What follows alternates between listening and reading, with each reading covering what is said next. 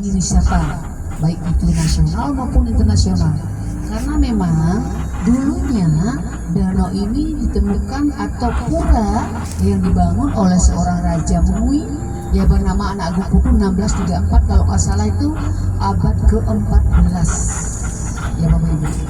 Jadi itu danau ini dulunya kan sebuah lahan kosong atau lahan subur yang terbentuk itu dari letusan gunung purba, itu menurut legenda ya. Menurut legendanya ini adalah letusan gunung purba yang dimana masyarakat yang tinggal di daerah ini dulunya nomaden Bapak Ibu. Paham kan Bapak Ibu nomaden ya? Berpindah-pindah dari satu daerah ke daerah yang lain, dari tempat satu ke tempat yang lain, jadi mencari tempat yang subur untuk bercocok tanam. Salah satunya dari Karangasem, kebanyakan dari Karangasem loh dulunya ya, daerah timur pindah ke sini menemukanlah tempat ini sepanjang 12 km dari selatan ke utara luasnya. Jadi ditanamilah padi ya Pak. Itu bekasnya, makanya sekarang dinamakan Gunung Sangkur, karena di atasnya nggak menjulang tinggi kan. Sangkur itu artinya terputus, dia ekornya buntut gitu, apa namanya, puncaknya buntut, namanya Gunung Sangkur, datar dia. Ini danau ini dikelilingi 4 gunung, Gunung Lesung, Gunung Sangkur, Gunung apa namanya lagi, Gunung Batu Karu.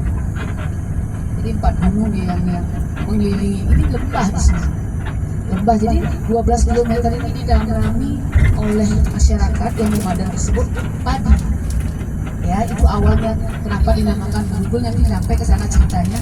Jadi dari selatan ke utara ditanami padi karena saking suburnya ya. Singkat cerita masyarakatnya saking senangnya akhirnya mereka mulailah panen ya dari selatan ke utara.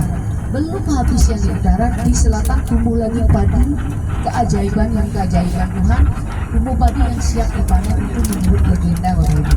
Nah, karena saking capeknya masyarakat ini akhirnya bergurau sama teman-temannya, kita ini dipermainkan sama Tuhan. Karena yang di selatan kan belum yang di utara belum selesai dipanen, yang di selatan sudah tumbuh siap dipanen karena keajaiban. Sampai sini loh. Jadi bergurau para masyarakat ini, bergurau akhirnya sambil menancapkan galah atau bambu ya. Percaya bambu ini mengenai jantungnya mata air yang di bawah ya. Lama kelamaan akhirnya daerah pertanian mereka yang subur ini terendam, terbentuklah sebuah danau di mana galah tersebut atau bambu tersebut itu tumbuh menjadi selumpung bambu yang sekarang yang tadi Bapak bisa lihat nanti di fotonya Bapak Ibu, yang sekarang ada di tengah danau itu, yang tadi kan dipagari, yang dikeramatkan, yang disucikan ya. Itu ada, dari sana muncul mata air tersebut, makanya itu disucikan oleh masyarakat setempat. Nah, di mana karena dulunya dan sebagai pertanian padi, makanya didirikanlah sebuah pura untuk menghormati Dewi Padi atau Dewi Danau. Dewi Padi ini adalah sumber kesuburan, sumber kemakmuran itu loh Bapak Ibu awalnya.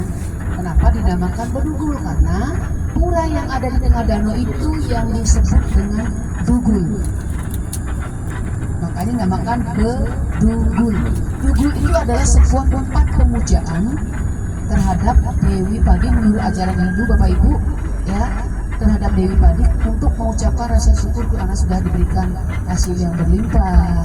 Jadi kalau di Bali Bapak Ibu, masyarakat Bali punya persawahan, dia pasti ada tempat pemujaan terhadap Dewi Padi di hulu persawahan mereka, pasti ada. Jadi mereka setelah panen biasanya persembahan ke sini. Ini di sini adalah pusatnya.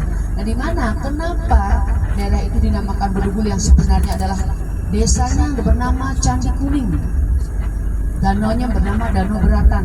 Awal dari kata beratan itu berasal dari kata berat, artinya masyarakat yang dulunya bertani di sana itu merasa berat untuk meninggalkan tempatnya karena saking suburnya, tetapi sudah terendam air menjadi sebuah danau. Itu awalnya. Karena kenapa juga dinamakan Bedugul, karena saking populernya, karena kita atau masyarakat di Candi Kuning itu yang mendiami atau yang ada masyarakat di sana adalah masyarakat Muslim dan Hindu. Jadi toleransinya sangat tinggi. Jadi diambillah dari kata beduk dan kulkul. dua alat ya Bapak Ibu gitu. Ngantuk banget bilang-bilangnya alat mendongeng ya kan Ibu.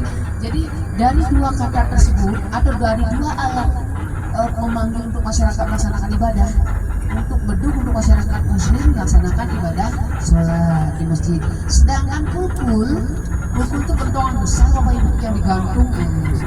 Kalau di Bali namanya kulkul. Jadi kentongan besar sama kayak beduk gedenya, tapi digantung.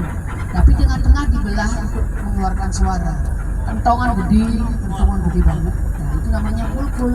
Jadi dari situlah dinamakan diambil dari kata bed dan kul. Jadi bedugul itu menurut versi masyarakat. Kentongan besar namanya kulkul dalam bahasa Bali. Ya, kulkul bukan berarti dingin, memang daerahnya dingin memang. Bahasa Jawa apa Pak? Kokol. Oh, tapi di sini kulkul. Di sana kokol. Mirip-mirip ya, cuma diganti o sama u Pak ya. Kulkul dan kokol. Nah itu makanya dinamakanlah bedugul. Populernya kan bedugul Bapak. Dan masyarakatnya sebagai petani sebagian besar di sini. Tapi kalau di area tadi, wisata tadi itu dibangun oleh seorang raja yang memang dulunya sebagai tempat wisata, tempat rekreasi dari keluarga kerajaan. Makanya sampai sekarang ya dijadikan tempat wisata karena saking indahnya. Itu awal cerita. Ya, jadi dari zaman dulu, dari yang saya tahu, pura itu dibangun ya sesuai dengan sejarah 1634. Dibangunnya pura yang di pinggir danau tadi ya oleh seorang raja yang dimana menyimpan sarkofagus dan papan bertulis yang angkanya 500 tahun sebelum Masehi situ. Itu jadi salah satu sampai sekarang menjadi salah satu daya tarik wisata danau tersebut. Itu loh Bapak Ibu. Nah kalau untuk anak-anak muda makanya kenapa setiap saya membawa peserta atau Pak Waromo, Bapak Ibu mohon maaf, pasti saya nanya, adakah yang datang bulan? Iya, karena kan itu di area pura. Jadi kalau misalkan ada yang datang bulan tidak boleh tadi melewati gapura tadi kan, yang tempat kita foto yang gapuranya gede-gede itu kan. Jadi dari persyaratan dari apa namanya adat setempat. Jadi di sini adalah adat istiadatnya yang ini Bapak Ibu, masyarakatnya ya adatnya yang ketat. Tapi mereka tidak apa namanya tidak menolak untuk kemajuan zaman untuk kunjungan wisatawan dari manapun, yang penting dia mengikuti aturan adat setempat. Karena ini saya tahu pada kecapean semuanya, tapi nggak apa-apa ya, saya cerita dikit ya Bapak Ibu ya. Nggak apa-apa ibunya kasihan. Nanti dan di perjalanan dari Joget menuju ini saya kasih waktu Bapak Ibu untuk istirahat. Kasihan kayaknya terpaksa daripada melek. Tapi kan sedikit tidaknya Bapak Ibu sudah tahu ke Bedugul, ke Bali kok tidak tahu cerita, ya kan Ibu ya? Sedikit tidaknya sejarahnya seperti itu Bapak Ibu. Tapi kalau untuk terbentuknya sebuah danau beratan ini adalah sebuah legenda yang memang sudah ditulis di papan sebelah sana itu ada legenda danau beratan. Jadi para pengunjung tahu bisa baca di sana. Kadang-kadang bila mana pemandunya tidak memberikan penjelasan, jadi tahu seperti apa bagaimana terbentuknya sebuah danau Bedugul tersebut. Tapi dunia mengenalnya memang Bedugul. Bedug dan gul. Bedug dan kol. Kalau kol itu loh Pak. Kul ya kol. Kokol. Bener ya Pak, kokol ya? Kokol. Kokol itu kalau di sini kan itu loh, bukannya yang pakai sayur. Kokol, dia kan pakai sayur kan kayak tadi. Tadi pakai sayur apa itu? Enak kan Bu ya? Seger-seger lagi ya, hijau-hijau, enak kol. Sama juga ini bahasa Bali dengan bahasa Sunda juga hampir mirip loh Bapak Ibu, ya nggak? Apa Bu? Kokol bisa aja. Gimana si bapak hilang? Paling bapaknya ini ya. Si bapaknya sudah mengheningkan cipta mulai. Pak Asep hilang, dia orangnya mana nih? Pak Asep juga mengheningkan cipta. Pak Asep kayak mengheningkan cipta deh ini. Ibu maaf ya, saya ganggu Pak Asepnya. biar bebas badannya si ibu. Bu Yoni mikir biar gak gitu. Rupanya suka gangguin soalnya ya. Menginginkan sih, ya maklum lah perjalanan coba jam berapa kan belum dapat istirahat kan Bapak Ibu ya. Tapi saya minta waktunya sampai Joger aja nanti saya kasih waktu istirahat ya. Nah, biar nggak ini kayak ngapain nggak dikasih istirahat saya bilang itu ya Bu ya. Jadi sedikit tidaknya Bapak Ibu dapat informasi. Tetapi bila mana ada perkataan atau penjelasan saya tidak berkenan di hati Bapak Ibu, mungkin bahasa saya harap ini dikoreksi ya Bapak Ibu ya. Ya, harap dikoreksi ya bila mana ada kurang berkenan ya Bapak Ibu ya. Karena kita kan sebagai manusia, saya juga sebagai manusia masih perlu banyak belajar ya.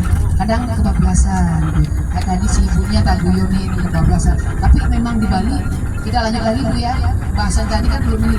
Memang di Bali penyebutannya adalah untuk ibu itu meme. Kalau mama ibu itu kan sudah modern. Kalau di Bali panggilnya sama ya kayak di Jawa, di Jawa Barat sama Bu. Kalau itu artinya nggak bagus ya. Nggak bagus Bu ya. Kalau meme itu nggak bagus. Apa namanya jorok gitu ya?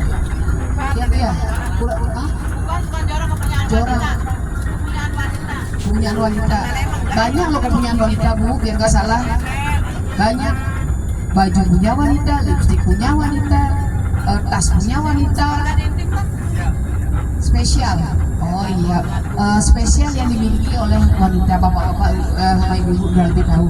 Tapi di Bali mungkin itu yang mohon maaf Bapak Ibu ya, penyebutan yang berbeda, mohon maaf, nama yang berbeda, arti yang berbeda, penyebutannya sama, ya kan?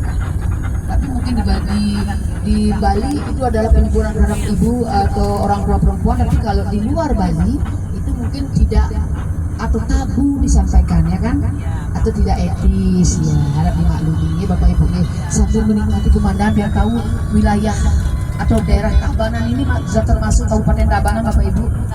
Tabanan punya ini ya, jadi daerahnya memang subur karena banyak pertanian sayur mayur. Ini Tabanan punya. Kalau tadi Ibu kan Singaraja punya Buleleng ya, pinanya Buleleng. Kalau di sini ini Tabanan punya memang terkenal dengan sayur mayurnya. Daerah ketinggian dingin ya, karena ketinggian 1000 meter Ibu di atas muka laut, jadi dingin.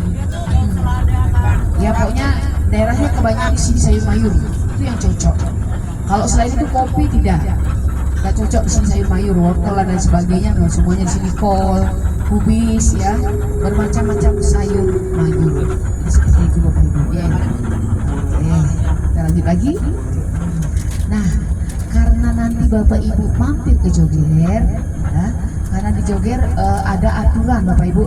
Mohon maaf ini mesti saya sampaikan ya Bapak Ibu ya. Aturan dari privasi dari Joger. Ya, biar tidak nanti ada kesan kami tidak diinformasikan oleh penggaitnya, ya, tidak ada kesan seperti itu ya Bapak Ibu. Jadi bagi bapak-bapak yang misalkan pakai jaket kayak bapak ini, nah bapak nanti jaketnya taruh di bus, nih Pak jaketnya, ini taruh di bus. Itu sih sama yang misalkan yang masih ngerokok tidak boleh bawa korek api masuk ke ini. Kalau itu masih bisa, jaket kayak bapak. Ya. Jadi sama tas ransel, yang dibawa paling dompet, tas biasa aja gitu. Cuman itu aja sih peraturan yang di sana. Karena mesti kami sampaikan agar tidak ada kesan yang tadi misinformation. Ya, jadi tidak ada kesalahpahaman nanti dari pihak Joger dengan kami sebagai pemandu. Ya, ini. Nah nanti saya sarankan Bapak Ibu di Joger nanti bayarnya di sana, maaf belanjanya di Joger tidak boleh pakai sandal sama sepatu. Iya, nggak bisa Ibu Bapak ya, nggak bisa pakai sandal sama sepatu apa nggak bisa. Nggak bisa Bapak pakai duit, pakai pipis. Iya pakai pipis Ibu.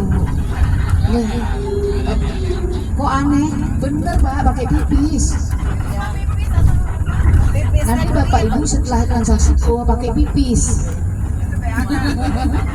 Si Bapak ketahuan dulu bapaknya. Ya kalau kan Bapak di Bali ya, termasuk tidaknya saya pakai bahasa Bali kan Bapak Ibu ya. Pakai pipis. Bahasa Bali ini pipis. Iya, pakai uang. Tidak boleh pakai sandal sama sepatu, ingat itu. nyeker dong, enggak laku. Tapi minimal belanjanya 1 pieces, tidak ada setengah pieces, maksimal 12 pieces. Ini serius loh Pak, iya serius, nggak guyon, dikirain guyon, enggak serius Pak. Setengah pieces nggak ada Pak, setengah, apalagi sandal setengah pasang nggak ada, harus sepasang. Tapi sepasangnya beda, kalau di joget.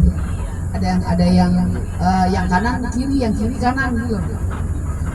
Itulah keunikan dari joger. Ya sekedar informasi aja kepada Bapak Ibu, nanti biar tidak ada ini ya, nanti masuk ke joger, nanti Bapak Ibu di ini dulu ya, dicek dulu, biasakan yang namanya privasi joger atau punya aturan tersendiri harus kita taati ya Bapak Ibu ya. Jadi itu yang penting. Nanti misalkan Bapak Ibu ingin ngopi atau pengen apa di joger juga disiapkan, atau mungkin di luar dari joger, setelah Bapak Ibu masuk joger dulu ya, masuk joger dulu, lihat-lihat kalau jatuh cinta, kalau sudah ini ayo bungkus, itu baru nanti kalau mau beli durian monggo, saya siap untuk menunggu sampai jam berapapun ya kan Bapak Ibu ya. Oke. Oh ini ada upacara ini Bu. Nah ini upacara di mana namanya kalau dalam bahasa Indonesia pawai ya, pawai karena hari ini terakhirnya rangkaian upacara galungan dan kuningan. Di setiap desa adat di Bali pasti ada mereka yang tidak bekerja seperti saya kan bekerja, jadi aman diwakilkan oleh anak-anak, bersama teman suami. Kalau yang bekerja ya tidak bekerja. Jadi di setiap desa adat di Bali melaksanakan sekarang namanya, karena kita di selama pada waktu hari raya Galungan kita akan memasang yang namanya penjok, janur kuning melengkung di depan rumah. Ya Bapak Ibu, sekaranglah saatnya untuk pelaksanaan terakhirnya atau rangkaian selesainya hari raya Galungan dan Kuningan. Tapi nanti datang lagi 6 bulan sekali dan datangnya 210 hari. Jadi itu tujuannya ada untuk mengembalikan kepercayaannya, mengembalikan bahwa pada saat ini, hari ini para dewata kita atau para leluhur kita kembali lagi ke ke asalnya gitu, kepercayaan kita. Jadi kayak tadi banyak yang itu tadi pakaian putih ini kan, ini iya namanya kalau bahasa Indonesianya pawai. Jadi masyarakatnya setelah melaksanakan persembayangan di pura masing-masing, mereka akan mengembalikan misalkan ke pura Ulun Danu tadi gitu loh. Jadi ada yang ke rumahnya masing-masing, ada yang ke pura. Di Bali kan kenapa disebut Bali itu banyaknya 1000 pura, karena di setiap desa adat itu dibangun sebuah pemujaan yang disebut dengan pura untuk masyarakat setempat Bapak Ibu. Di rumah juga demikian. Iya, di rumah juga ada Bapak. Kalau di rumah mungkin penyebutannya kalau di Muslim adalah Bapak punya musola di rumah atau langkar ya Pak ya. Kalau kita di Bali di rumah itu disebut dengan sanggah. Sanggah itu tempat pemujaan bagi keluarga kecil kita. Tapi kalau pura kapasitasnya adalah untuk masyarakat yang ada di desa setempat. Karena setiap desa di Bali punya namanya pura. Ya, jadi untuk pemujaan terhadap Dewa Siwa ada, Dewa Wisnu ada, kepercayaan, karena kita percaya dengan adanya kekuatan 3 alam loh Bapak Ibu. Ya, yang melindungi alam semesta, yaitu manifestasinya Tuhan adalah Dewa Wisnu, Dewa Brahma, dan Dewa Siwa. Itu untuk kepercayaan kami. Makanya banyak penyebutannya pura. Makanya kalau dalam hari ini, saya bilang hari ini, banyak akan kita temukan masyarakat melaksanakan upacara tersebut. Itu rangkaiannya. Ya Bapak Ibu ya.